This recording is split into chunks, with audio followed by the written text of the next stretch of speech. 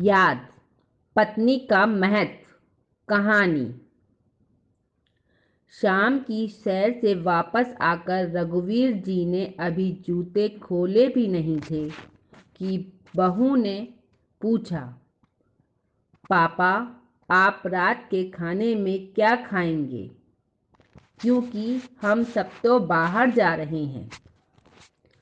अच्छा, रघुवीर जी ने सोचते हुए कहा, वैसे आज रविवार तो नहीं था, किसी की शादी हो ऐसा भी याद नहीं आ रहा।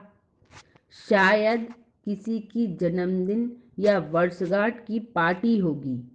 उन्होंने मन ही मन सोचा। वैसे मुझे इससे क्या? अपने विचारों को झटकते हुए उन्होंने जूते रैक में रखे और बहू से बोले,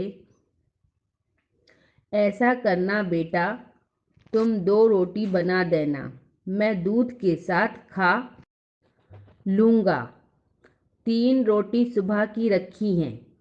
आप अगर बहू ने अपनी बात अधूरी छोड़ दी थी, पर रघुवीर जी समझ गए थे कि बहू की मन रोटी बनाने का नहीं है, पर सुबह की घी वाली रोटी खाएंगे तो उन्हें गैस हो जाएगी। आज सुबह उन्हें तेज़ मिर्ची मसाले वाली सब्जी खानी पड़ी। अब तक खट्टी डकारें आ रही हैं। हाजमे को दुरुस्त रखना किसी बिगड़ैल औलाद को संभालने से कम नहीं है। उन्होंने मन ही मन सोचा। बहू से बोले, इस उम्र में सुबह की रोटी नहीं खा पाऊंगा। तुम्हें तकलीफ तो होगी, पर तकलीफ होगी आपकी बला से। कहेंगे मीठा मीठा, पर चाहिए सब ताज़ा ताज़ा। अब 2 बनाओ कि 10, काम तो उतना ही फैलेगा।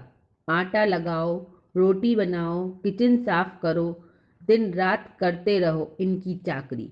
बहू बड़बड़ाते हुए उठ गई। रघुवीर जी के कानों में मानो किसी ने पिघलता हुआ शीशा डाल दिया हो। तौबा तौबा, 2 रोटी बनाने में इतनी तकलीफ, हद है भाई। उन्हें तेज गुस्सा आया, पर पी गए। आजकल रघुवीर जी का गुस्सा जितना तेजी से आता है, उतना ही तेजी से छूमंतर भी हो जाता है। शांत होते ही रघुवीर जी को शालिनी की याद आ गई। शालिनी के रहते उन्होंने शायद ही कभी बासी रोटी खाई होगी। रोटी के साथ सब्जी के अलावा 10 चीज़ें और रख देती थी। मिठाई, नमकीन, पापड़, अचार, दही, छाछ, जाने क्या क्या। पर आज सोचकर उन्हें चक्कर आने लगे। बहू रहने दो, मैं सुबह की रोटी ही खा लूँगा।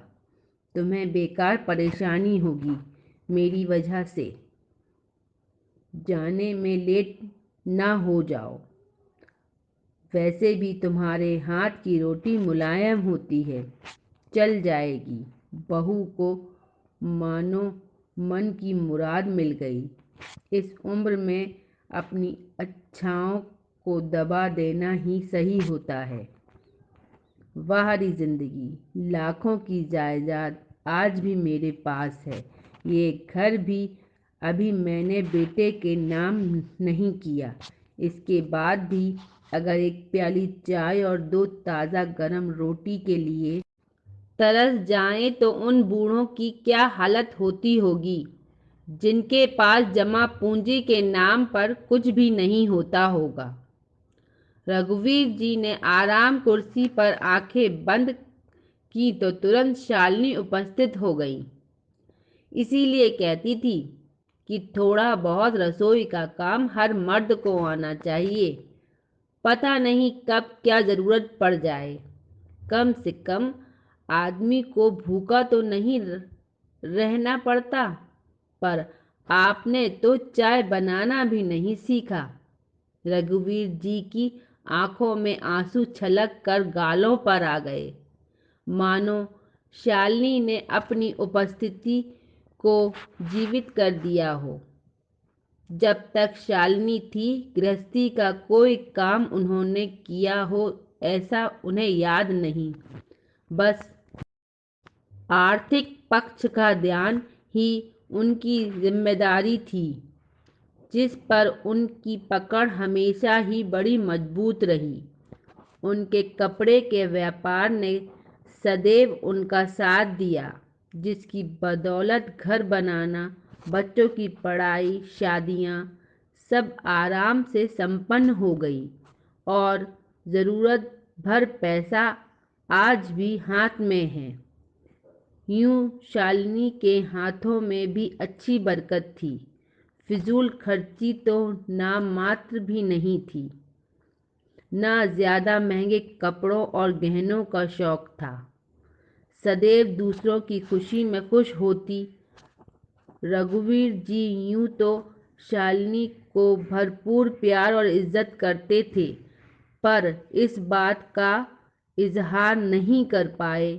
काश कभी उसकी तारीफों के पुल बांध पाते, कभी बालों में गजरा लगा पाते, कभी आई लव यू शालिनी जैसे 4 शब्द भी नहीं बोल पाए।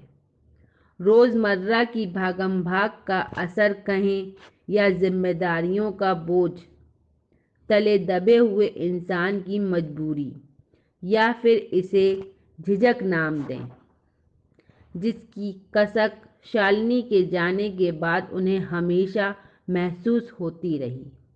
पर अब पछताने से क्या होता है। सैकड़ों झंझटों के बीच सैर सपाटा मौज मस्ती के लिए अवकाश कहीं था ही नहीं। उन्होंने देखा, पोता और पोती दोनों ट्यूशन से घर लौट आए थे।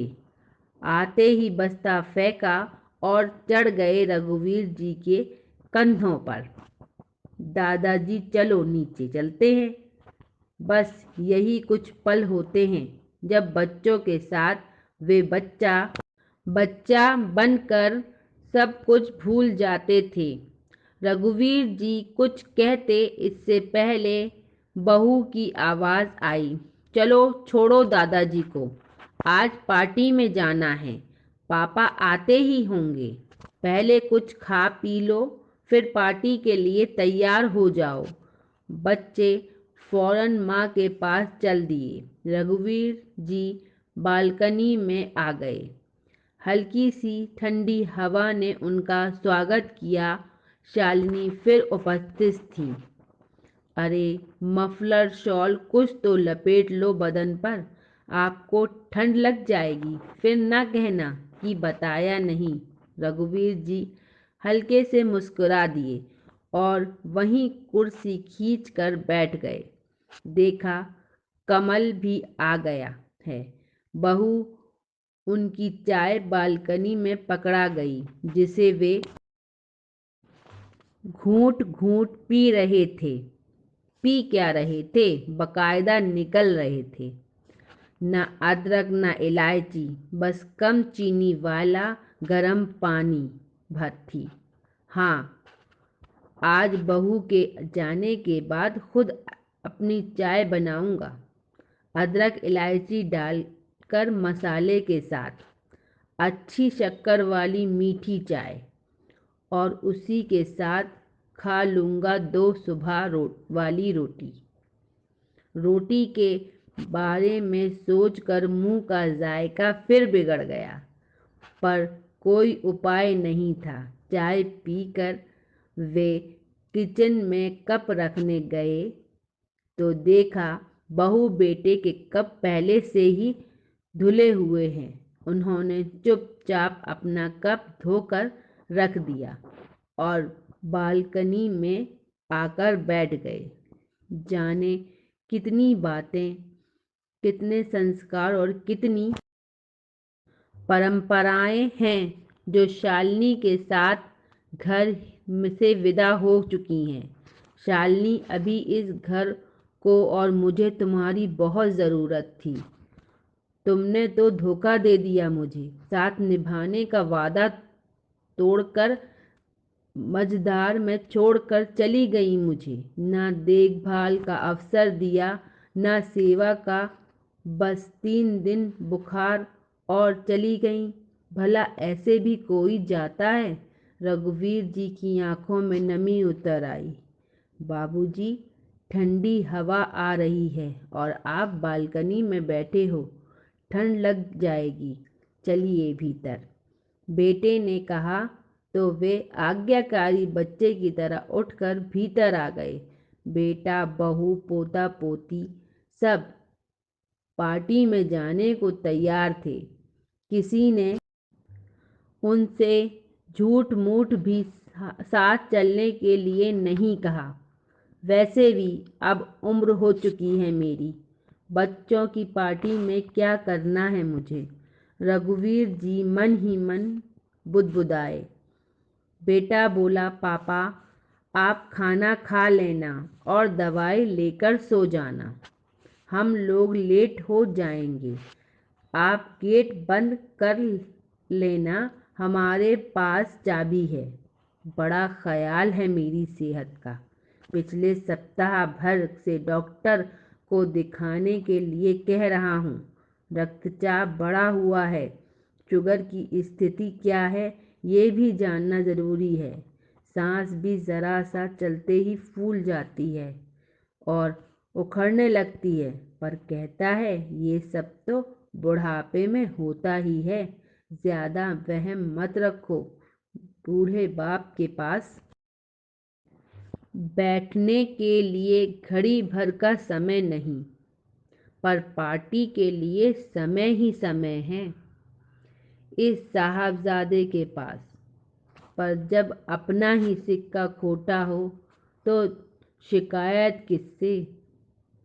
दिमाग में फंसी इन तमाम बातों के बावजूद प्रत्यक्ष में उन्होंने हामी में सर हिला दिया। रघुवीर जी हॉल में रखी कुर्सी पर बैठ गए। बच्चे जा चुके थे, अभी खाना खाने का भी मन नहीं था, तो उन्होंने टीवी चालू कर लिया। पता चला आज वैलेंटाइन डे है। जश्न की इस रात के लिए जगह जगह शानदार पार्टियां चल रही हैं। अच्छा, तो ये बात है, बेटा बहू बच्चे सब वैलेंटाइन डे मनाने गए हैं। हमारे समय में प्रेम भी तो शादी के बाद ही होता था, वो भी पुरखों के आदेश पर। सोचते हुए रघुवीर जी ने ठहाका लगाया। रघुवीर जी ने उठकर टहलने लगे। सामने ही पीले रंग पर लाल बॉर्डर वाली साड़ी पहने शालिनी की मुस्कुराती हुई फोटो सजी थी। वह उसे निहारने लगे। हाँ, प्रेम तो उन्होंने भी किया था शालिनी से, जीवन भर, बस कभी उसे जता नहीं पाए। इस समय उनके होठों पर मुस्कान और आंखों में नमी एक साथ देखी जा सकती थी। उन्होंने टीवी पर देखा, लोग लाल कपड़े पहने बड़े बड़े फूलों के गुलदस्ते लेकर ग्रीटिंग कार्ड खरीद रहे थे। पता नहीं अचानक उन्हें क्या हुआ कि उन्होंने अपना पर्स उठाया, घर की चाबियां लीं और छड़ी उठाकर बाहर निकल गए। जगमगाता शहर, दौड़ते वाहन, चमकीले लाल कपड़े पहने हुए स्त्री पुरुष भागे जा रहे थे, मानो सबकी लॉटरी आज ही निकलने वाली हो। रघुवीर जी दिल, दिमाग और मन तीनों से बार बार शालिनी को याद करते, आंसू पोंछते वे नुक्कड़ तक जा पहुँचे। उनकी सांस अब फूलने लगी थी। नुक्कड़ के आइसक्रीम पार्लर पर अच्छी खासी भीड़ थी। उखड़ती हुई सांसों के उतार चढ़ाव को महसूस करते हुए वे वहीं पर एक कुर्सी पर विराजमान हो गए। तभी एक बैलून बेचने वाली लड़की ने पुकारा, दादाजी बैलून लोगे? घर जाना है, बस थोड़े से ही हैं बचे हैं। रघुवीर जी ने देखा, लग 10-12 रंग बिरंगे गुब्बारे थे। गुब्बारे शालिनी को भी खूब पसंद थे, पर अभी वो बैलून लेकर क्या करें। बैलून बेचने वाली की आंखों में सच्चाई और मासूमियत उनका ध्यान खींच रही थी। शालिनी जब भी बाहर निकलती 2-4 रुपयों की रेज़गारी ज़रूर लेकर निकलती थी, जो ज़रूरतमंदों में बांट देती थी। कभी वो टोकते तो हंस कर कहती, भगवान का शुक्र है कि हमें लेने वालों की नहीं देने वालों की कतार में रखा है। फिर इतना सब बचाकर हम कोई महल तो खड़ा नहीं कर पाएंगे। रघुवीर जी ने उस लड़की को पूरे 200 रुपये दिए और सारे बलून खरीद लिए। लड़की खुश होकर बलून उन्हें देकर चली गई, पर जाते जाते भी 3-4 बार मुंह मोड़कर पीछे देखती रही। रघुवीर जी हाथों में पकड़े रंग बिरंगे बैलून निहार रहे थे। आंखों से टप टप टप आंसू बह रहे थे। फिर अचानक उन्हें क्या हुआ, उन्होंने आंसू पोंछे और बीच सड़क पर आ गए। बैलून हवा में उड़ाते हुए जोर से चिल्लाए, शालिनी आई लव यू। उनकी सांस तेजी से फूलने लगी। आसपास खड़े लोग जब तक कुछ समझ पाते उन्हें थामते वे लड़खड़ा गए। सांस बेकाबू हो गई और वे धम से सड़क पर गिर पड़े। मुंह से शब्द निकले, आई लव यू शालिनी।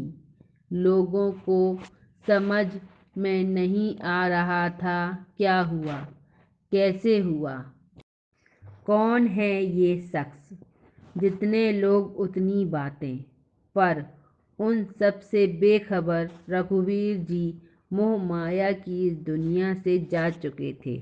उन्हें बहुत जल्दी थी अपनी शालिनी के पास जाकर उसे आई लव यू बोलने की। सच में दोस्तों, पत्नी का महत्व वक्त रहते इंसान नहीं करता। अपनी पत्नी को ज़रूर महत्व दें, नहीं तो बाद में सिर्फ पछतावा ही बचा रहता है जीवन में। अगर आपको ये वीडियो पसंद आई हो तो इसको लाइक करें, शेयर करें और सब्सक्राइब करें। Okay, thank you.